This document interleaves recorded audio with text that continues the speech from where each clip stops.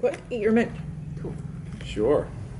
Hi. Hello, everybody. Hi. Hello. Hello.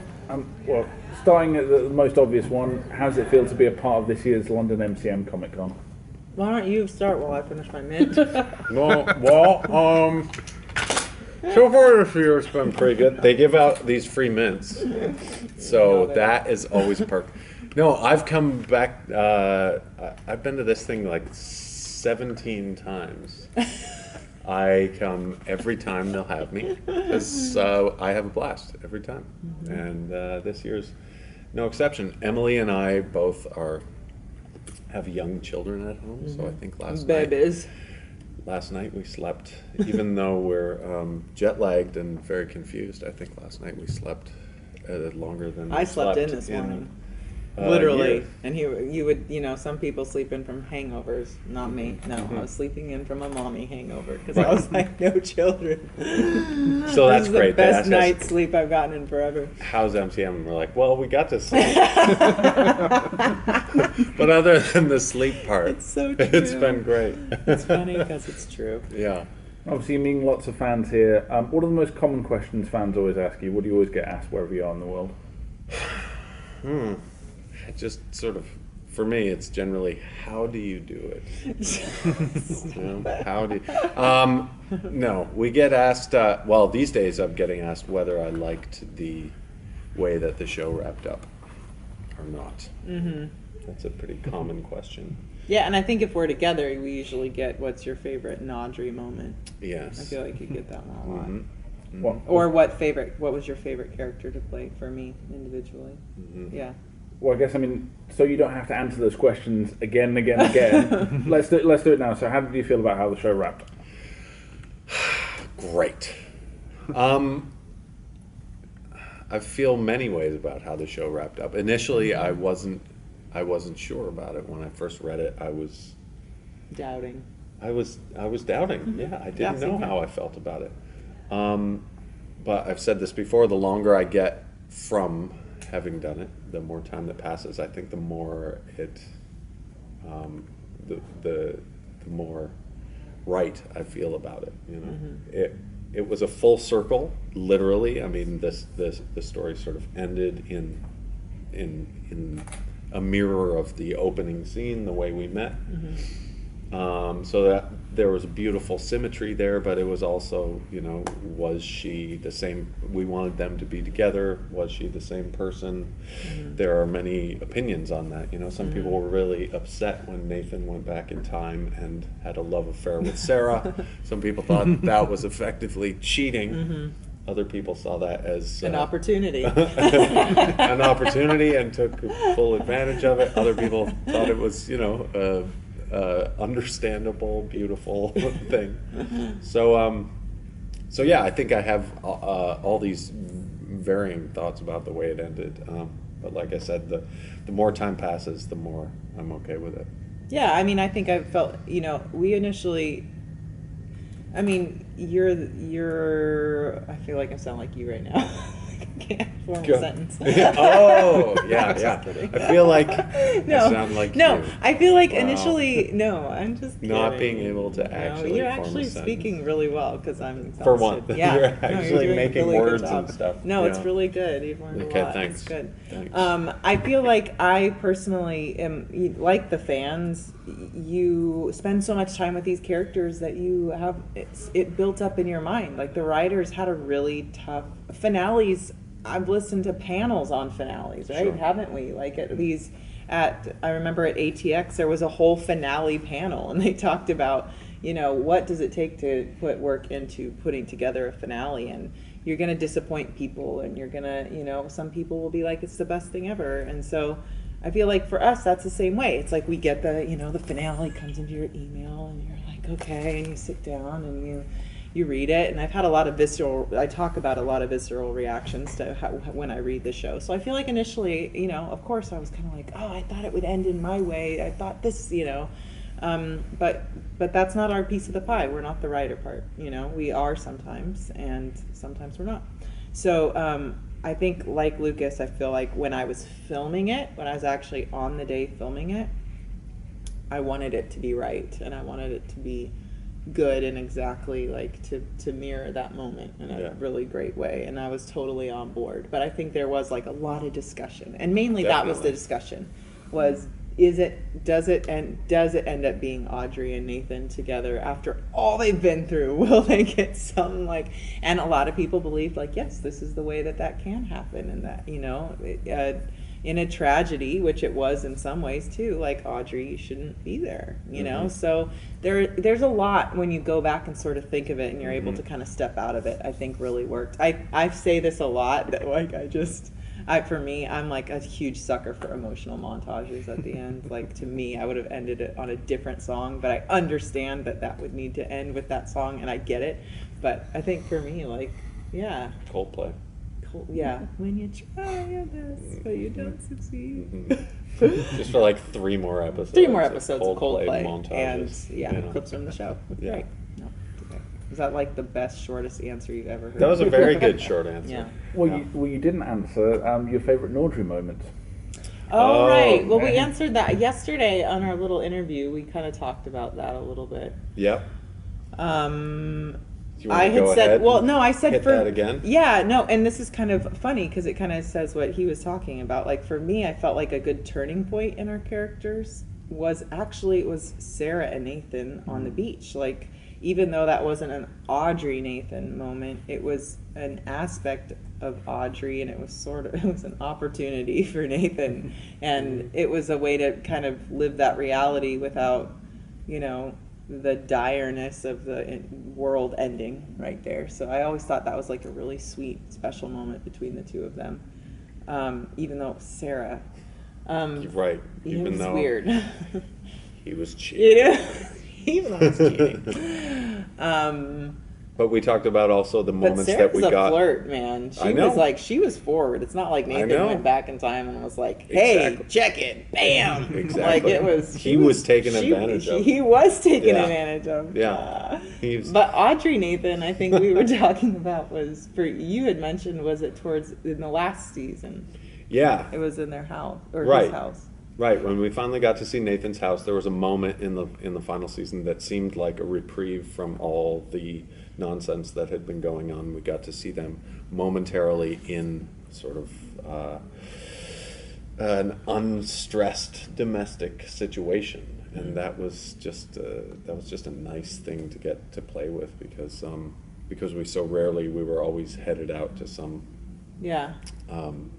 emergency. And to get to see them in a moment when they were just enjoying each other was really nice. Yeah, and I just thought of this, but I think when I go back and watch, like, I think a couple, it was last summer. It was after we were done working, and I was assembling, actors. We have to put together scenes of our reels, like go out and hustle and get more work.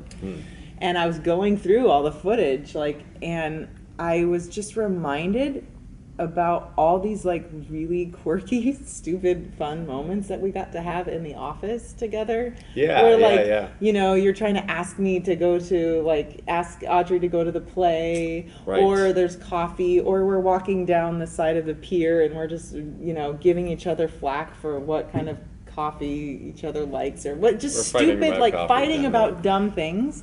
And those moments between the two of them, when we got to have those and be really silly, or when you're like eating your cereal and your tie's off to the side, I love that. Like, that's the stuff I really loved. Yeah. You got a lot of great actors coming in for set pieces of story arcs. What was it like to have people join the family temporarily as time went on? What was great was the ones that became not temporary.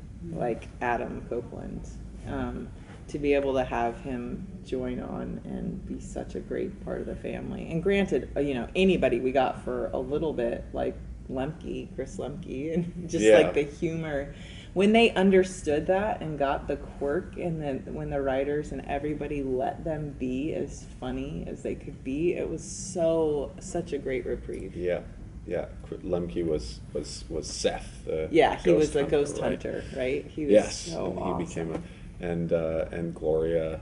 Oh my gosh, Jane was incredible. Yeah. We have a lot of, and they do become family because we're filming in this really, we call it TV camp. It's like a tiny little town. Literally, people would come and visit us and they would see us because we're there. You know, it's like, there's no hiding us. Like, it's like a huge production in this tiny little town. It's like, and we're here. We lived like 5 doors down from each other. Yeah. And, we would run into each other everywhere. Everywhere. You can't go, like, if Lucas was driving me nuts, I can't go to breakfast and not see him. Right. Yeah, so you kind of had to work your craft. No, he was just here and he's gone over to get some ice cream. And then I saw he just went to the bank machine across the street. Yeah. Oh, there he is. Yeah. What about working with William Shatner? Oh, right. Yeah, that was incredible. It was. That Emily was, got to do the I most just kept of it. telling them. Yeah, and I just kept telling them. I was like, you guys stop talking about that. It's not going to happen. Like, you're kidding me. William Shatner. No, we're not getting William Shatner. Did that happen because of Twitter? Because I know he's very active on there. He is very active on there. I think the I heard- producers were trying to get him for a while. And when they dropped the name, I was like, yeah, right. Like, seriously, guys, no, that's not happening. And when we got the green light, I was like, my parents are going. I mean, I flipped out because obviously I grew up watching him. I'm like, flip phones exist because of William Shatner existed. But yeah, I'm like, My whole thing. Your whole thing. Wow, I just got a flip phone. Yeah, he just got it. My first phone. But no, it was, and then to meet him and work with him and realize he is such a pro. Like, you usually think that people who've been doing this a long time just kind of don't have to be pros anymore, and he is a pro. Like, to be able to sit and be like, running lines with him and he's running the next 2 days of lines, like, it's just, he's so impressive. I gave the crew a hard time because he came and like all of a sudden there was like a couch and a lamp and a tent and a whole living area and like a coffee machine and all these things. I walked on, I was like, really, this is awesome, this is how it's gonna be. I was like, seriously, Shatner, can you be here all the time? This is amazing. I wonder how many of those things he demanded. Yeah, exactly. None. Or just appeared. Okay, bearing in mind you just talked about the flip phone and it's your first flip phone. Yes. Oh, right. I just want to get into, for a minute, the future of your industry as actors. And you've probably heard about things like VR and 360 filmmaking and stuff like that. Yeah. And I'm curious, from your perspective, how you see this, because we're going to get to a stage soon where somebody's going to just say, you know what, I'm going to scan you and you just sit at home and we've got this thing and we'll green screen you into another environment somewhere else. Right. Yeah. You stay at home with the kids and we'll record you. Yeah. Right. So, you know, I'm curious what your take is on that in terms of, will that change your performance approach? Or My personal take on it, because I feel like I've sort of had a inkling of that all in my brain from working on Uncharted for so long. I'm like, y'all, I can do this till I'm 80. You've got me. Like, the amount of times my body has been, like, not only like doing motion capture, but the amount of times they've stuck me in a ball with like a bazillion lights and asked me to do every reaction on my face. I'm like, my whole person is in a computer somewhere in like 3 times over. You have like all different kinds of incarnations. My brother is, that's funny you mentioned this, my brother's actually working with a 360 cam up in Seattle, and he's been on a lot of like the front end of doing that technology and doing advertising for them and everything. So I feel like I hear about it a lot from him. In terms of the whole, he was telling me about the whole virtual reality stuff, about being in one place and it appearing in another and all of that. I think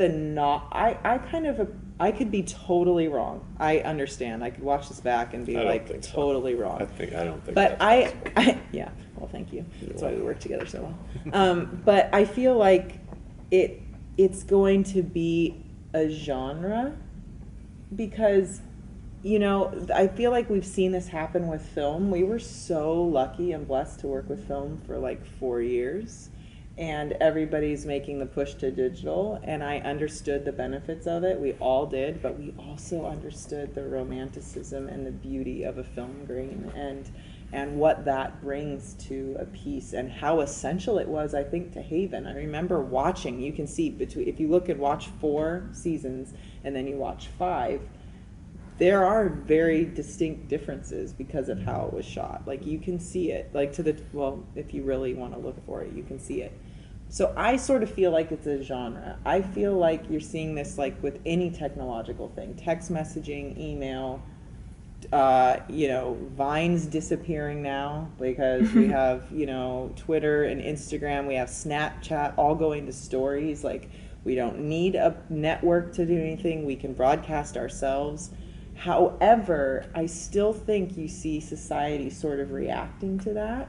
And while they really like to be in a reality of everybody's life and to see me with no makeup on or whatever it is, they also really like that heightened reality. And so I feel like there's going to be a swing. I feel like we're seeing it with film right now. Like now we have film purists that are like, no, I'm just a film purist. And it's like, well, that's been created because everybody's been hardcore this. So I feel like we will stretch into that and we will see that. Whether or not we're going to become all of that, I don't think so.